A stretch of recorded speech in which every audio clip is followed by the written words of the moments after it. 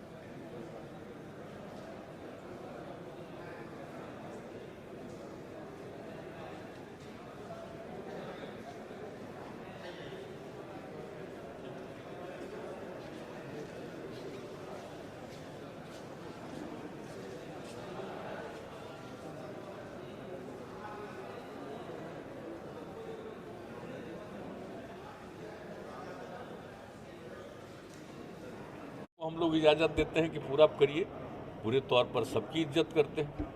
हम लोग किसी को अपमानित नहीं करते, इज्जत इसलिए करते हैं कि सब जरा पूरे तौर पर विश्वास रखो और कहीं एक दूसरे के खिलाफ मत करो गड़बड़ी। अपना पूरे तौर पर अपनी तरफ विश्वास रखो और करो, खुद करना है जो भी तुमको जो भी करना है। मंत्रिमंडल में से ही आपके जो सदस्य हैं उन्हीं लोग का कुछ स्टेटमेंट ऐसे आते हैं जो कि थोड़ा सा हम नहीं देखें, अगर स्टेटमेंट पे आए तो हमको बता दीजिएगा फ़ोन से, हम तुरंत पूछ लेंगे उनसे कि क्या के लिए बोल रहे। हमारे पास तो कहीं कुछ होता है तो तत्काल पूछ लेते हैं, इसलिए ऐसा कुछ नहीं है। कोई भूल से कोई चीज़ बोल दिया हो तो बात अलग है, लेकिन हम लोग तो अलर्ट रखते हैं कि भाई सब चीज़ में नहीं कुछ इंटरफेयर। प्रशांत किशोर आपकी पार्टी में इम्पोर्टेंट पोजीशन पर है, कई पार्टियों के लिए काम किया। आप कांग्रेस के लिए जिम्मेवारी संभाल रहे हैं कि कांग्रेस का किस्मत 2024 में बदल जाए। ऐसा कहा भी जाता है कि विपक्ष को मजबूत रहना चाहिए लोकतंत्र की सफलता के लिए, लोकतंत्र की अच्छाई के लिए।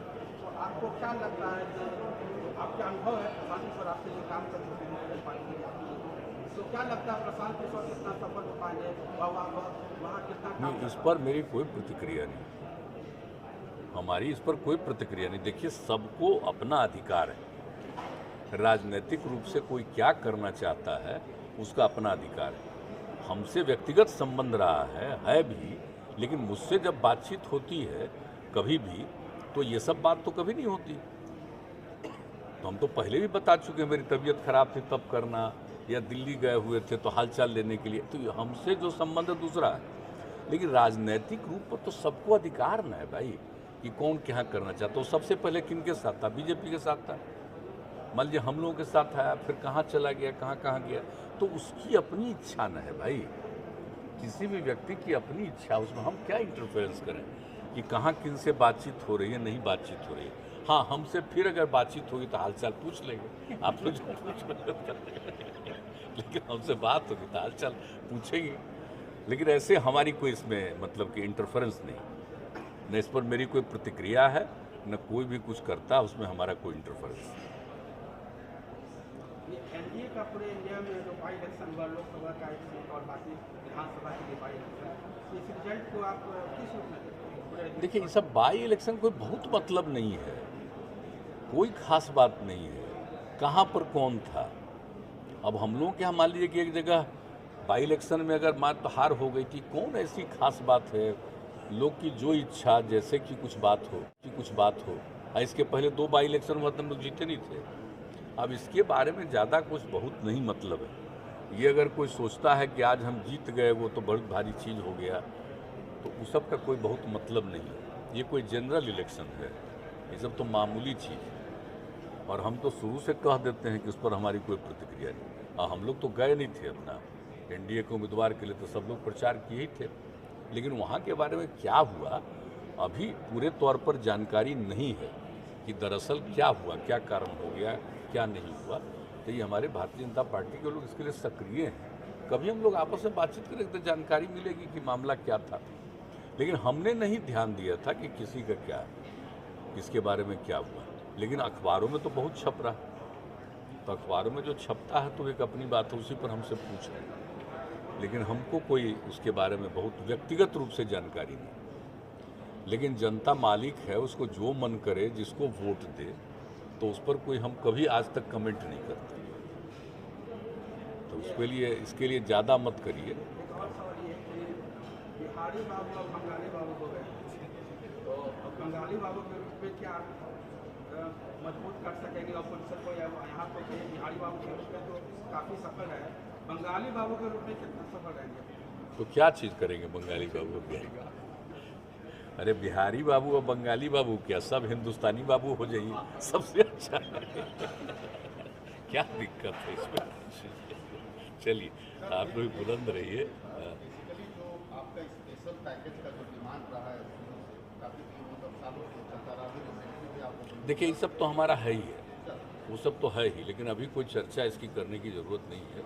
ये सब तो हम लोग शुरू से करते ही रहते हैं, काम भी करते रहते हैं, और जो बिहार को ज़रूरत रहती है उसके लिए बात भी करते रहते हैं, डिमांड भी करते रहते हैं। लेकिन इसको कोई इशू बनाने से अभी क्या फायदा है? इसमें जैसे सेंट्रल गवर्नमेंट के मिनिस्टर्स का जो एक स्टेटमेंट आता है, तो लगता है कि निगेट करने की कोशिश की जा रही है कि भाई चलिए ना, कौन क्या स्टेटमेंट देता है, तो हम लोग तो जितना बिहार के लिए करते रहते हैं तो आप लोगों को पता ही न है।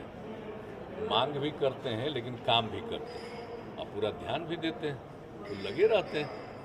तो इस सब पर ज़्यादा मत चिंता करिए। अभी सबसे ज़्यादा ज़रूरत है कि हम आग्रह करेंगे सब लोगों से कि ज़रा लोगों को अलर्ट करिएगा। ये चौथा बार फिर आने का झंझट है, तो ज़रा सब लोगों को अलर्ट आप लोग भी करवाइए।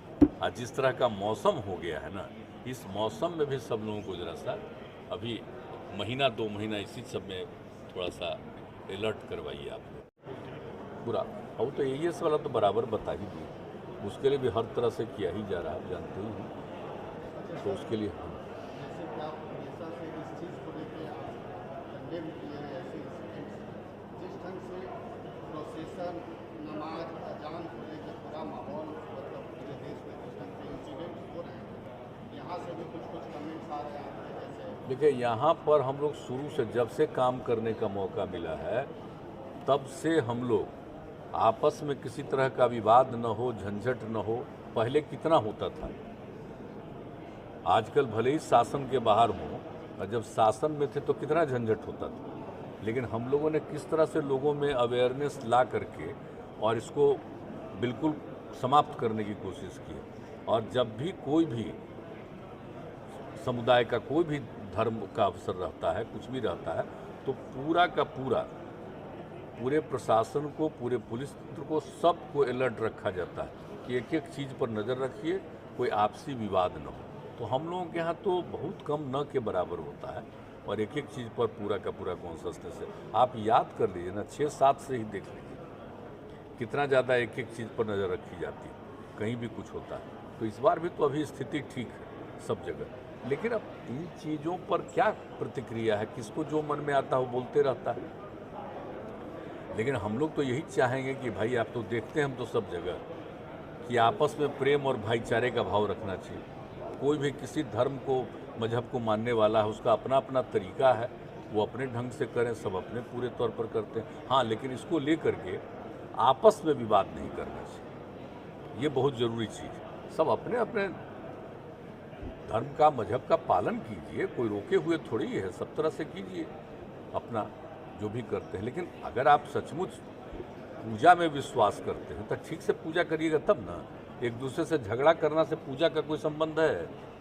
अगर कोई भी किसी कम्युनिटी का हो, अगर आपस में इस तरह का कोई विवाद करता है तो मान लीजिए कि उसको धर्म से कोई मतलब नहीं। इसका मतलब है कि वो सही आदमी नहीं है, किसी न किसी प्रकार से कोई विवाद पैदा करना चाहेगा। लेकिन हम लोग यहाँ बिहार में इसको लेकर के काफ़ी अलर्टनेस किए और यहाँ पर देख रहे हैं ना कि पहले किस तरह की स्थिति रहती थी, अब धीरे धीरे कैसी स्थिति हो गई। इसलिए यहाँ पर अलर्टनेस है, इतना हम आपको जरूर कहें। यहाँ पर ऐसा कुछ नहीं, लेकिन कुछ न कुछ तो इधर उधर होता ही रहता है, उसके लिए ज़्यादा चिंता मत करिए। यहाँ पर सब लोगों को हम लोग इजाज़त। हाँ, तो आज भी हमने देखा है कि दिल्ली में भी कुछ वृद्धि की खबर आई है और कहीं कहीं वृद्धि होने की खबर तो आ ही रही है। और हम लोगों के यहाँ तो आप जानते ही हैं कि 5 था, उससे भी थोड़ा बढ़ा है, 2-4 और बढ़ गया है। लेकिन हम लोगों के यहाँ तो ज़्यादा जानते ही हैं कि लगातार जांच कराया जा रहा है और कॉन्शसनेस बहुत है। लेकिन सवाल है कि बाहर में कहीं कुछ होगा तो आना जाना तो रहता ही न है, कोई भी आदमी वहाँ से आएगा, कहाँ होगा। तो यहाँ पर बहुत ज़्यादा लोगों को अलर्ट रखने का पूरा प्रबंध किया जा रहा है ताकि कोई आएंगे जाएंगे, ताकि उनका जांच वगैरह होता रहे। और सब लोगों से आग्रह है कि जांच जरूर कराइएगा।